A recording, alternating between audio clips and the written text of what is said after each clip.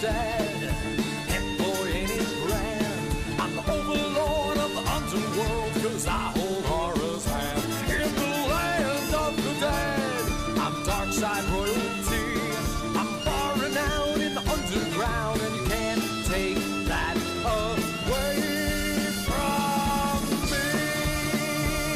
No, you can't take that from me.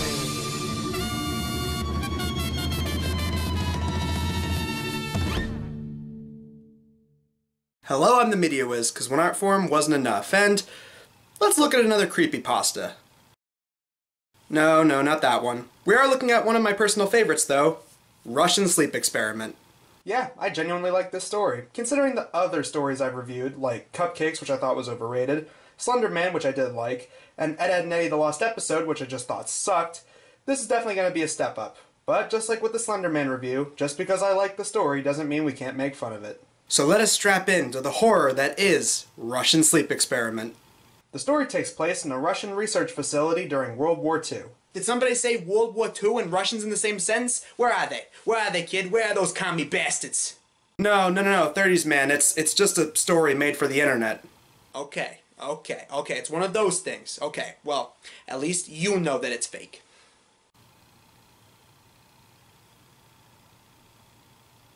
Five war criminals are apprehended and are going to be used as test subjects for an experiment. Thank God they didn't have the internet back in 1940. If they did, they probably would have filmed it and put it on YouTube. The experiment itself involves men being locked in a room and gassed with a test gas that supposedly makes the men stay awake for 15 to 30 days. The men are going to be monitored through a window and with microphones for the scientists to observe their behavior. Also, very early on in the story, they claimed that there were no cameras back then, so they don't have any footage of it, which is really a nicer way of saying this is clearly a story made for the internet, so there's no actual proof this happened. After 5 days, the men start showing signs of paranoia by whispering into the microphones. Huh, so that's where ASMR came from. By day 9, 2 of the men start screaming insanely, one of which rips out his own vocal cords, and the other 2 start ripping the pages from the books and smearing them on the window with their feces. And yet still has more dignity than my immortal. Her hiding in a bathroom stall, crying tears down her feces. 3 more days go by and it seems that there's no audio and no sign of action being detected. By the 14th day, the scientists turn on the oxygen, hoping to get some kind of response from the captives.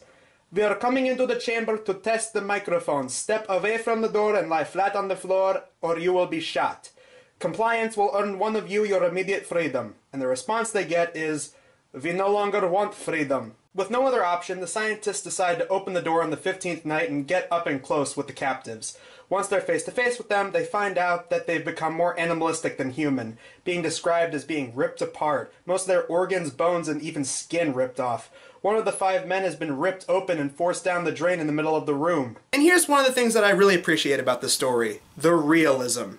If you know anything about World War II history, you know that they actually did a lot of really disgusting experiments on humans back then, and so it in itself doesn't feel unrealistic. Aside from the very realistic-looking pictures that accompany the story, the words that they use in the story are actually very descriptive and give a very unappealing description of these people. They sound like they're living but dead, horribly ripped open and decaying but still awake and living. As the test subjects are removed for surgery and examination, several soldiers are killed in the process, along with one of the subjects who bleeds out. The 3 test subjects were heavily restrained and moved to a medical facility. The 2 with intact vocal cords continuously begging for the gas, demanding to be kept awake. The men did not want to be put under any sedation while they went through their surgeries. One guy smiles very evilly at a nurse, and after they're done the procedure he says, "Keep gutting." So this guy right here is the original emo. That's cool to know.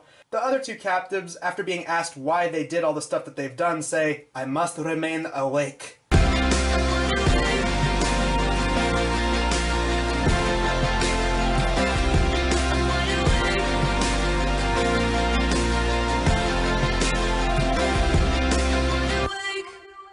The 3 men are put back into their restraints. The scientists think that maybe they should just execute them, which doesn't really seem like a terrible idea. I mean, they're clearly far gone and they look like they're decaying, so at this point just put the poor guys out of their suffering. But this commander guy suggests that they keep them alive. Okay, genius, but when these things try to slaughter you, it's your fault. How much of a dumbass are you?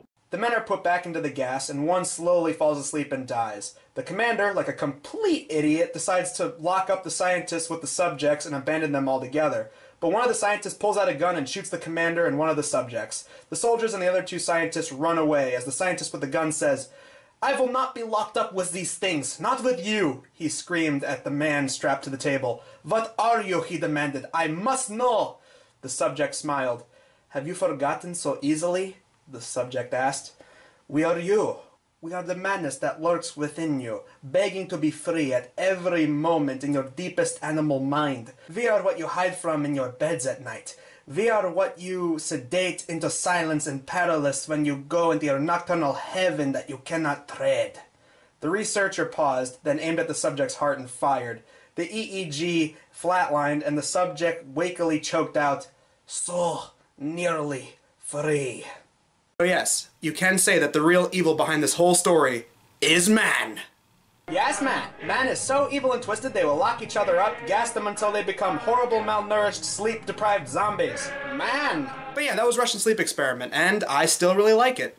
I personally think that it has enough scares, a well-written ending, disturbing imagery, and even though you never learn anyone's names, I think the characters are engaging. When crap hits the fan at the end, I can totally see the scientist having enough and wanting to end this whole thing off. So yeah, that is why I love Russian Sleep Experiment. If I had a physical copy, I would easily put it on shelf of the best. I'm not even kidding, it's really that good in my opinion. So, I'm the media whiz, because one art form wasn't enough, and I got some business to take care of. Okay, Future Wiz, so you're on your way to see Pony Fanboy and talk about this whole ghost thing? Yeah, Wiz, I'm on my way there right now. But I'm a little skeptical of this whole thing, man. Yeah, I know it sounds crazy, but you gotta believe it. Go down there, scan what you can, and see what you can find. Because we both saw it. We saw what we saw, and it couldn't have been fake. If we were both able to see it, it had to be something. I know. I'm on my way there right now, so see what I can do, okay? Okay, bye.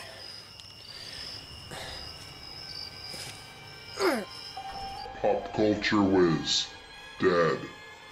Inner Christian, dead. Emo Pretentious, dead. All gone too soon. It's all your fault. It's all your fault. He's coming for you. He's coming for you. Oh God, what the hell was that? Hurry down there.